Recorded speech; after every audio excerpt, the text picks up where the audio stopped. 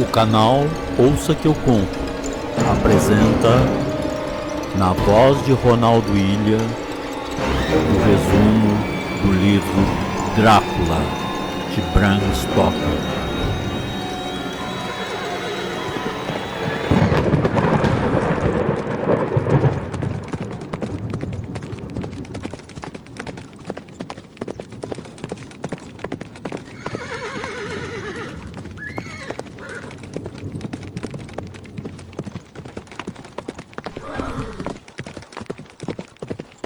A carruagem, levando o jovem advogado Jonathan Harker, serpenteava pelas traiçoeiras montanhas da Transilvânia, a caminho do castelo do Conde Drácula, para formalizar a venda de uma propriedade na Inglaterra para o conde. O ar era denso, impregnado de uma névoa persistente que parecia sussurrar segredos antigos ao som dos uivos dos lobos, que insistiam em acompanhar a carruagem, causando temor ao passageiro.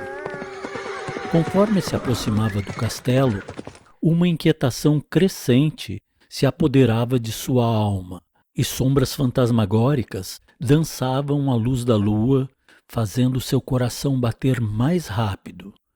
Ele sentia como se olhos invisíveis o observassem, e uma sensação de iminente desgraça pendia sobre ele, tornando a atmosfera ainda mais sufocante e aterrorizante.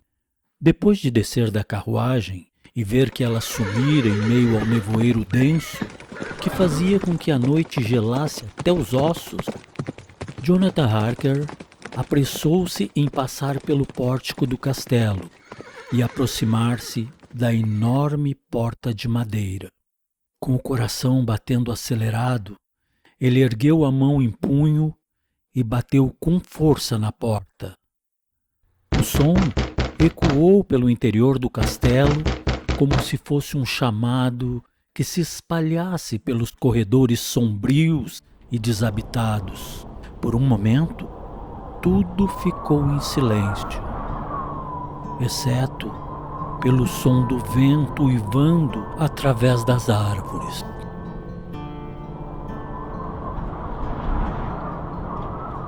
Então ele ouviu o ranger de ferrolhos pesados e o arrastar de correntes do outro lado. Lentamente, a porta se abriu com um ranger, revelando uma figura alta e esguia, envolta em sombras. O anfitrião, cortês, com um sorriso dissimulado e sinistro, demonstrou satisfação ao recebê-lo. Sou Drácula. Bem-vindo à minha casa. Entre livremente por sua própria vontade, Sr. Harker. Nervoso e sentindo os olhos do conde fixos sobre ele, sorriu enquanto segurava o chapéu e a maleta com os documentos. Agradeceu ao conde Drácula e entrou sentindo o ar gélido do castelo envolver-se ao seu redor. Sem pensar, falou que o castelo era verdadeiramente magnífico. Suas palavras contrariavam a realidade do lugar, ao menos naquela parte em que estavam. A porta se fechou com um baque surdo atrás dele. Num susto, demonstrando o quanto estava apavorado, perguntou ao conde sobre os lobos que seguiram a carruagem uivando. Acompanhe-me, Sr. Harker, e não tema o que viu na escuridão.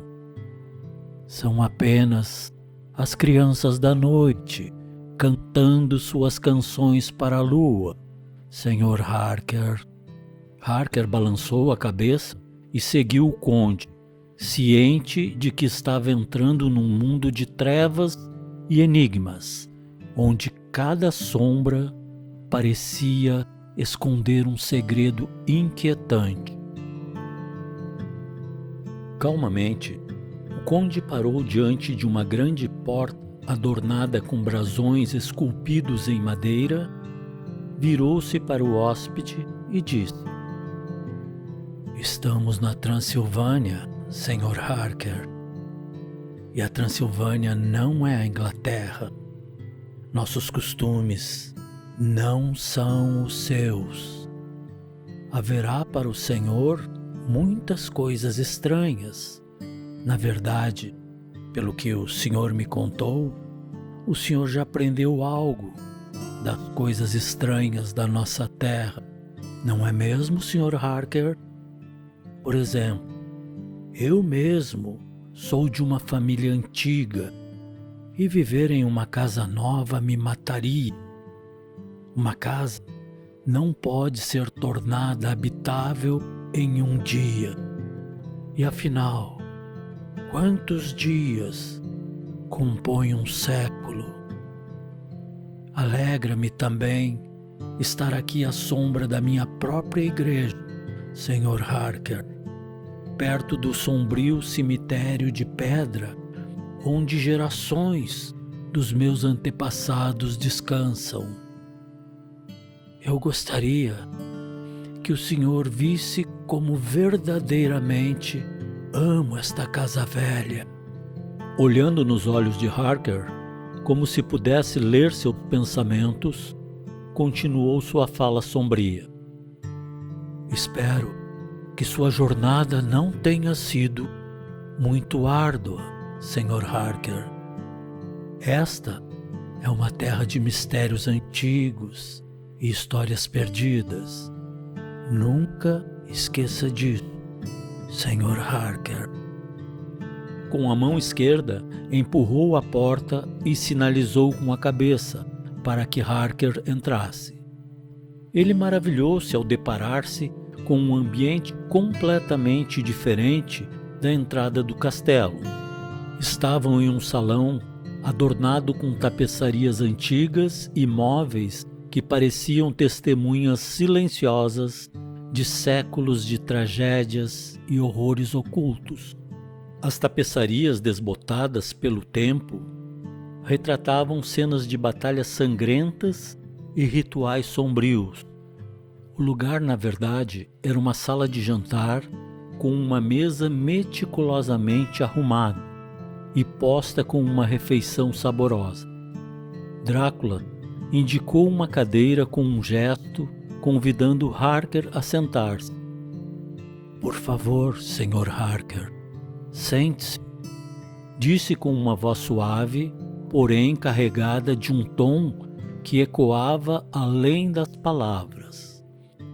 Com um movimento gracioso, Drácula ofereceu-lhe vinho, servindo-o em um cálice de cristal que parecia irradiar uma luz própria, sua tonalidade rubra, capturando a luz das velas de maneira quase hipnótica, deixava Harker sentindo todo o peso da presença opressiva do conde.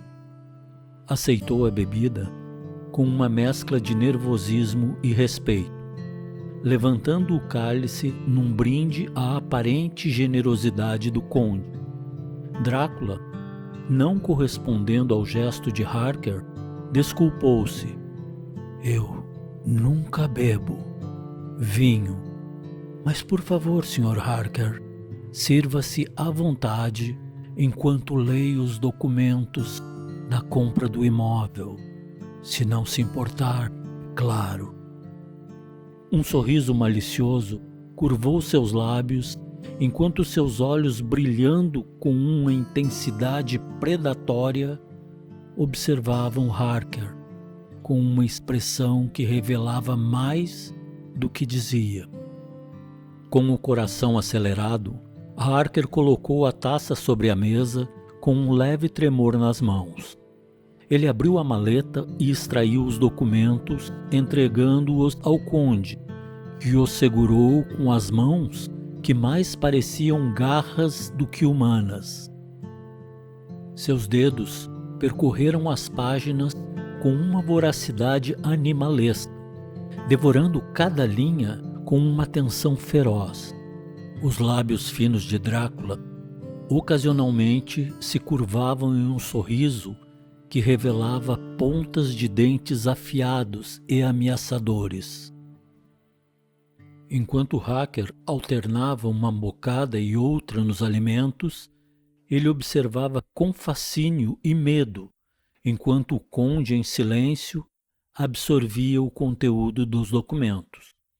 A luz das velas dançavam sobre as feições aristocráticas de Drácula, criando sombras que pareciam dançar em seu rosto pálido e imutável. O silêncio era tangível, interrompido apenas pelo farfalhar do papel sendo virado pelos dedos de Drácula.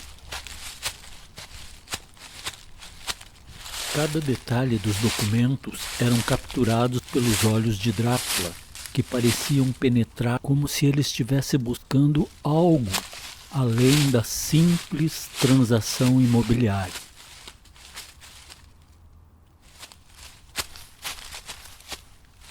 Quando finalmente terminou de ler, ergueu os olhos para Harker com um brilho sinistro refletindo em seu olhar.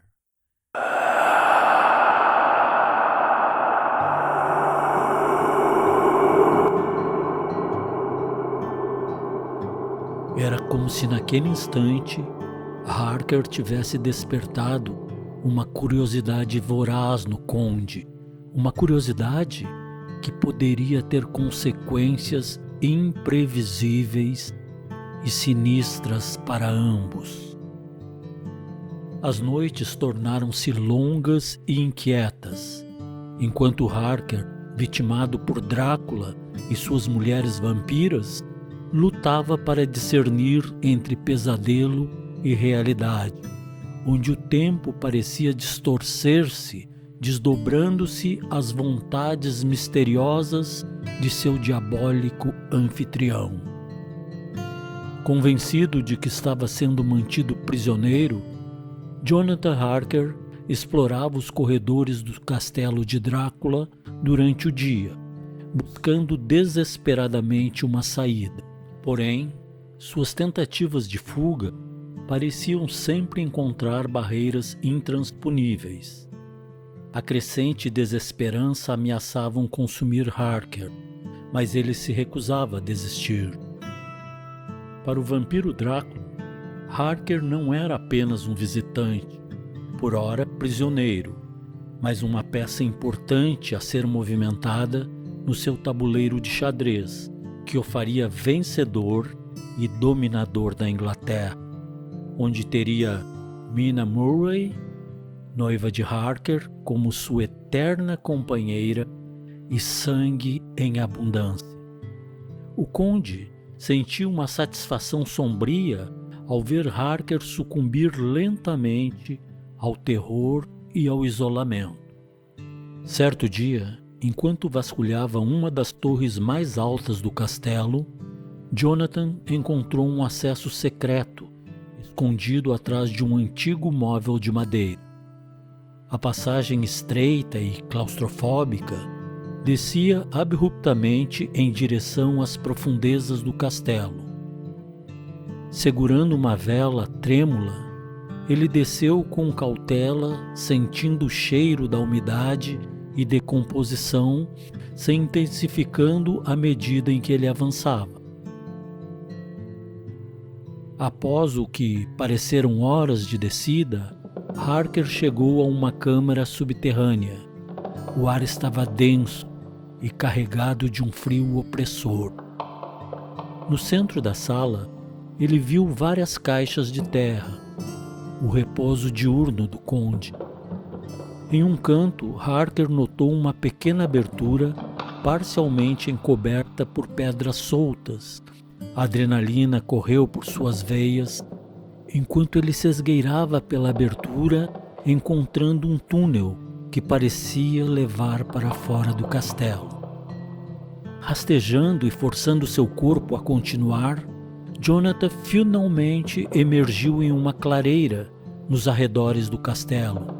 Já era noite e a lua cheia iluminava a paisagem, revelando a vastidão da floresta que cercava a fortaleza de Drácula. Embora exausto, não parou. Harker seguiu em direção à civilização, determinado a alcançar a liberdade. Depois de dias caminhando sem rumo, Ele foi encontrado por uma caravana de ciganos. Os viajantes, percebendo seu estado debilitado, ofereceram-lhe abrigo e cuidados. Com a ajuda deles, Jonathan conseguiu chegar a um vilarejo próximo, onde recebeu assistência médica e uma passagem para Budapeste. De Budapeste, ele enviou uma carta a Mina, relatando seu retorno iminente e os horrores que enfrentaram. Em seguida, embarcou em um trem que o levou de volta à Inglaterra. A viagem foi longa e cheia de pesadelos, mas a esperança de reencontrar Mina o manteve firme. Finalmente, ao chegar em Londres, Jonathan foi recebido com alívio e amor por Mina. A experiência no castelo de Drácula o havia mudado profundamente, mas ele sabia que seu conhecimento seria crucial para enfrentar a ameaça que o conde representava. Determinados a destruir Drácula, Jonathan e seus aliados se prepararam para a batalha que definiria o destino de muitos.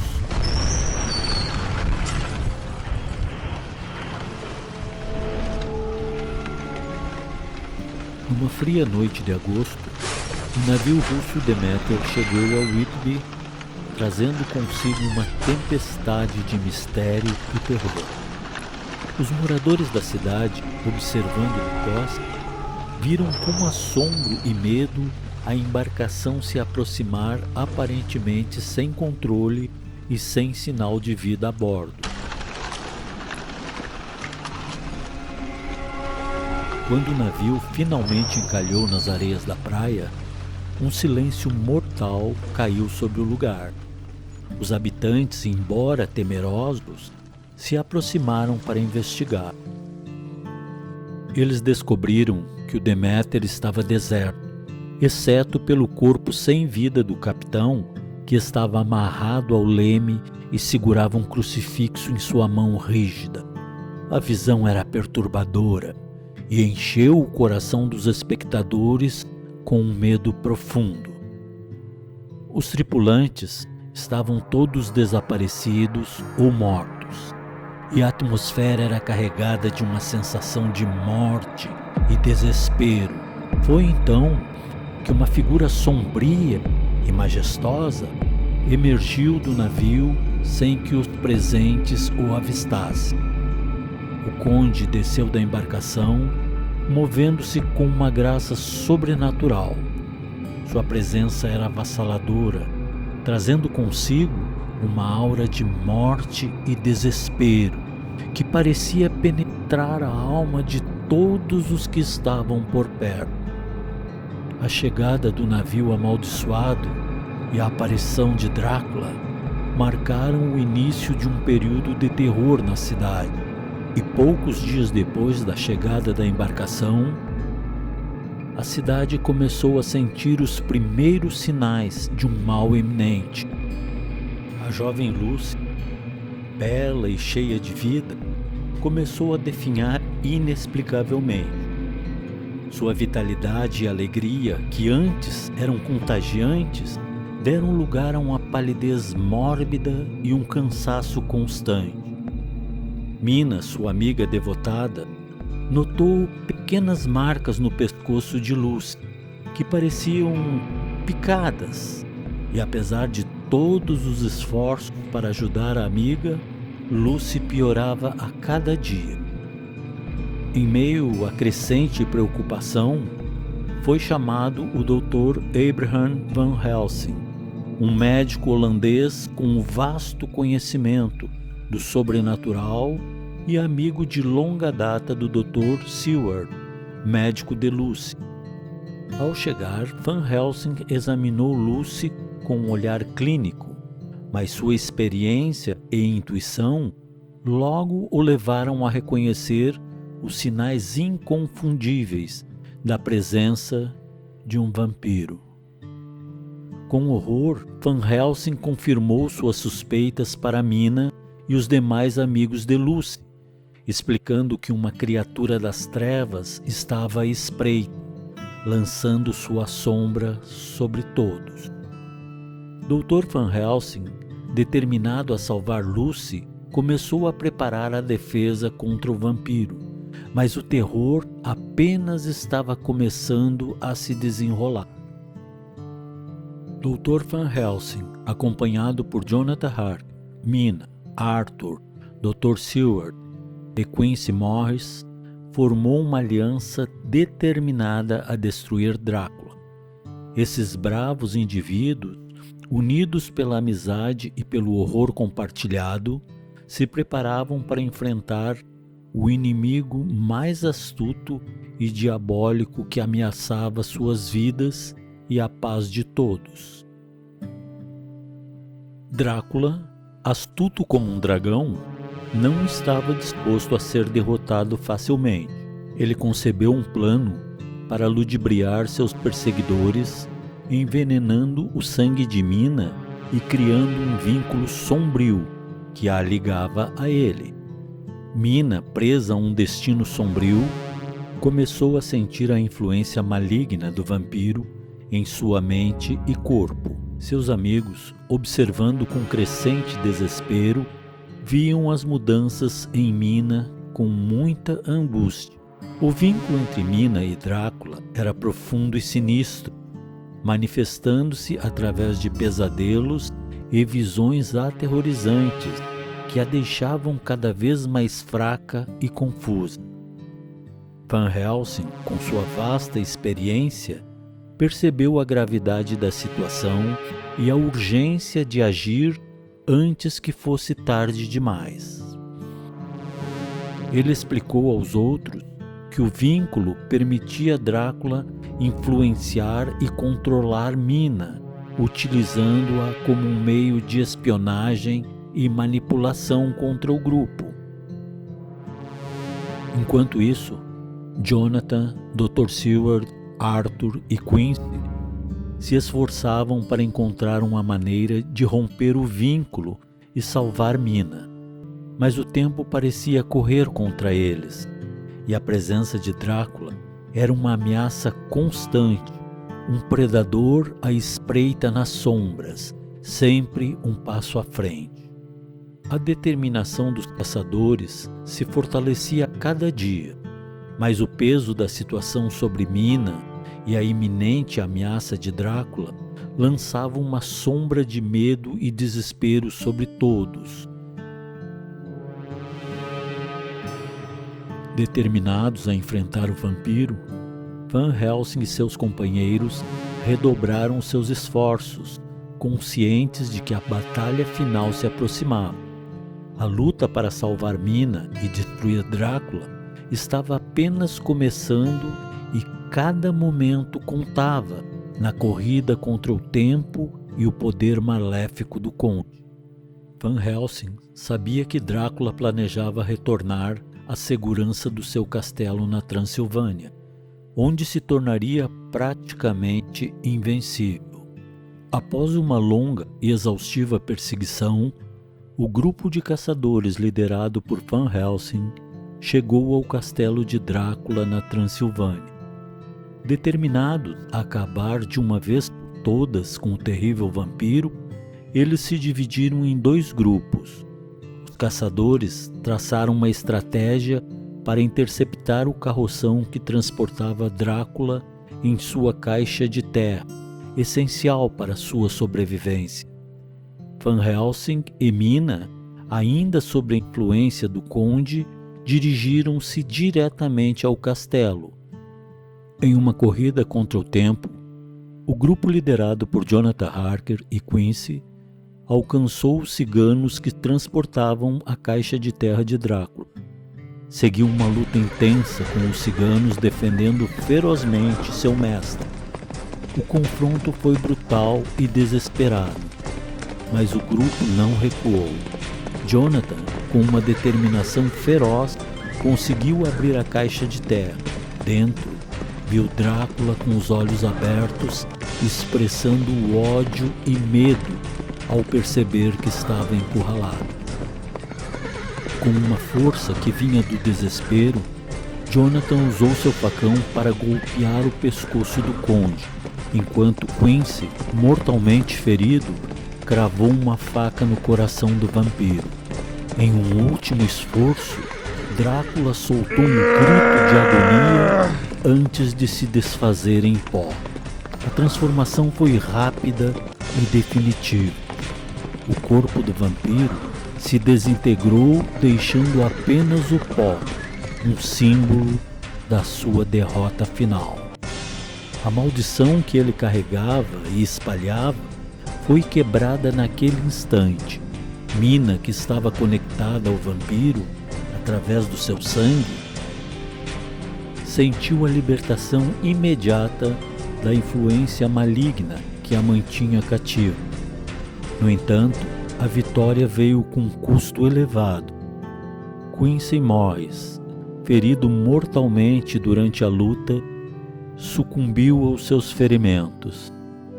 Ele morreu nos braços de seus amigos, mas com um olhar de paz, sabendo que seu sacrifício ajudou a livrar o mundo de um grande mal. Com a destruição de Drácula, a paz foi restaurada. Jonathan e Mina retornaram à Inglaterra, trazendo consigo a memória das tragédias que enfrentaram e a força da esperança que os guiou. A vida continuaria, mas os sobreviventes carregariam as marcas indeléveis da batalha contra Drácula, o príncipe das trevas.